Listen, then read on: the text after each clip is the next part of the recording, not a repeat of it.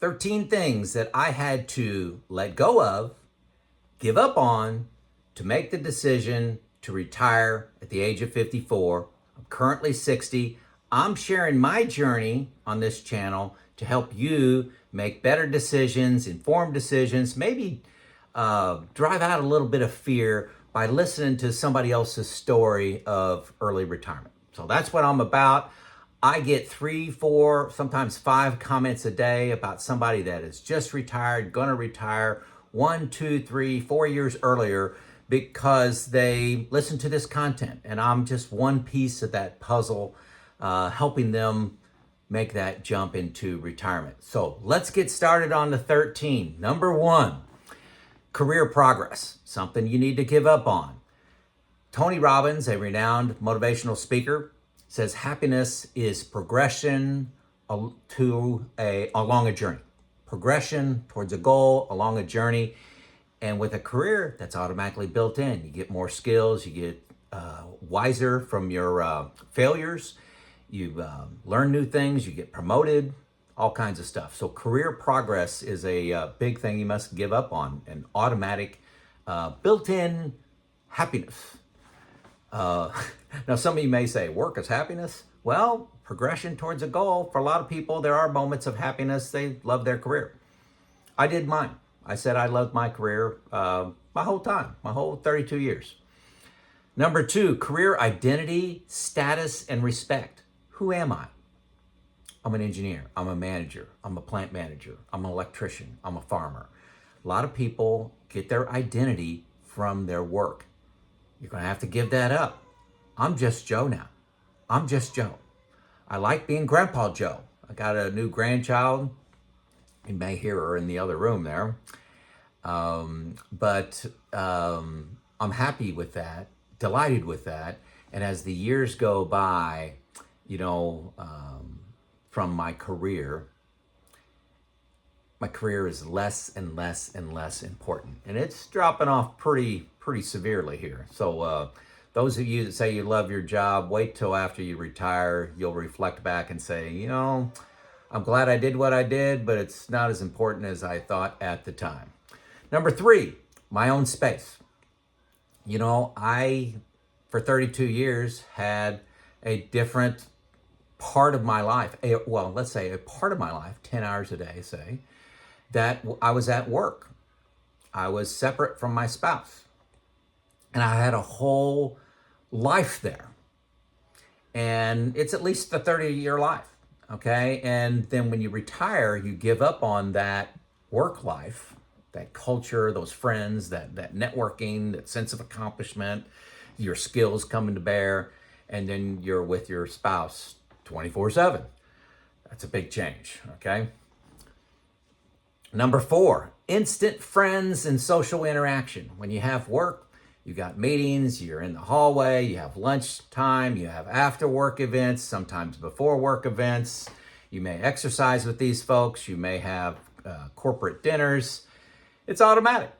And you don't have to do anything to make it happen. You just kind of go along with the stream, right? Number 5, a full calendar. I remember one day that I had 14 meetings on my calendar, 14. My day was planned. I don't have to do anything. I go one place to another. I said I was busy all the time and took some pride in that. Let's say some pride. I didn't like full days, but I automatically had a full calendar. There was no chance of any boredom happening when I was at work. Number 6, automatic entertainment. Entertainment, you just had all the events at work, all the drama at work, all the conversation topics, good company news, bad company news, people news. You just had all this entertainment going on. And you may not think of it as entertainment, but there's a lot of stimulus in a workplace that works your mind. Number 7, fulfillment. You're part of the community making a difference in this world. I'm an engineer. I'm designing things to make people's life better. I'm a doctor. I save people's lives. I make them healthier. I'm an accountant. I help that business grow, and they're providing this service. So you have this sense of fulfillment that automatically comes from work. Number 8, recognition. You get patted on the back. Job well done. Raises, public recognition. You don't get that in retirement, and it's something you have to be internally motivated more in retirement. Number 9, and this was big for me, a sense of winning and losing. I liked being in the arena. That's a Teddy Roosevelt quote. Where you're sweating, you're fighting, you're scratching, you're clawing, you're doing things people said wasn't possible. You're setting production records, you're setting safety records, you're setting profit records, and you have winning and losing in the week, in the day, and in the year. I enjoy that. That added drama, that added excitement, that added fulfillment to me. So it hits everything. Let's see. Number 10, you had drama and politics at work. That brings excitement. That there's entertainment. These all overlap with each other. Maybe these could have been some of these combined, but that drama and politics, when it goes away, you can perceive that as more boring. 11, automatic reason to get out of bed. The alarm goes off and you got things to do. What's that going to be in retirement? For me, it's waking up and exercises. First thing I do every day, hour and a half to 2 hours, depending on the day of the week, what routine I got. But got to have a reason to get out of bed. I challenge you to make that exercise. It's very fulfilling. Number 12, income security and comfort. This is a big deal for most people, was for me. But one of the things I find fascinating on this topic is when I was 30 years old, I had 3 kids at the time, young kids. I had a car payment, had a house payment, and all of their growth, the kids' growth and education and through college or whatever they chose, all that ahead of me. And I worry more about money now.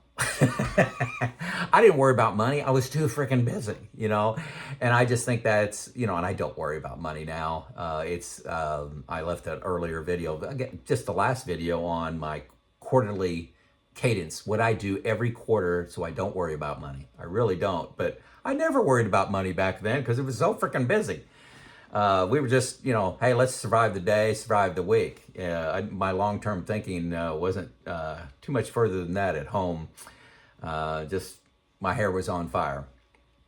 But that's just interesting. But the thought of that monthly paycheck coming in all the time was comfortable instead of, hey, I need to depend on the long-term growth of the stock market. And, that's kind of out of my control. I can look at history and feel good about it, but is this going to be the lost decade again, 2000 to 2010? Is this going to be another Great Depression? Is this going to be the inflation of the 1970s? Those are little fears are going back in my mind, so you kind of have to structure your investments, I do, to protect me against that, and that gives me great comfort. But it's not as nice as, just a monthly paycheck coming in. This is why people like annuities, and this is why people like pensions. I'm a little jealous sometimes. But I like being in control of my own destiny. It's a little fun. And has been working out good for me. If you check out my last video, I 2 videos ago, I'll link it. It'll be the link at the very end of this video. And the 13th, and this is a big deal. You're going to have to give up on being normal. Okay? Retiring early, if you retire in your 50s or even before 65, you're not normal. People are going to say, well, what's going on? Are you okay health-wise? Do you have some restrictions? Why are you retiring early? You have to give up on being normal to retire early because it's not what everybody else is doing. You're prepared, you've saved, you've got a plan. This audience is different. I'll be honest. You guys are different than the population. You're in the 5%, okay?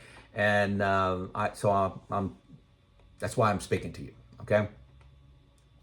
So those are my 13 things. Hard, yes, these things are hard to do. It's comfortable and known just to keep working one more year.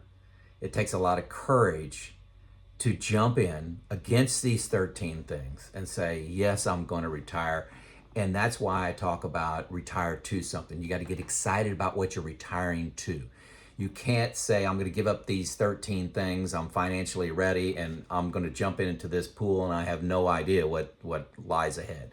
Have a couple travel vacations planned, have a hobby planned, start laying the groundwork for something exciting to jump to. Otherwise, you're going to get trapped into one more year and you're going to list one of these 13 reasons why you want to keep on working, and you can't get those years back.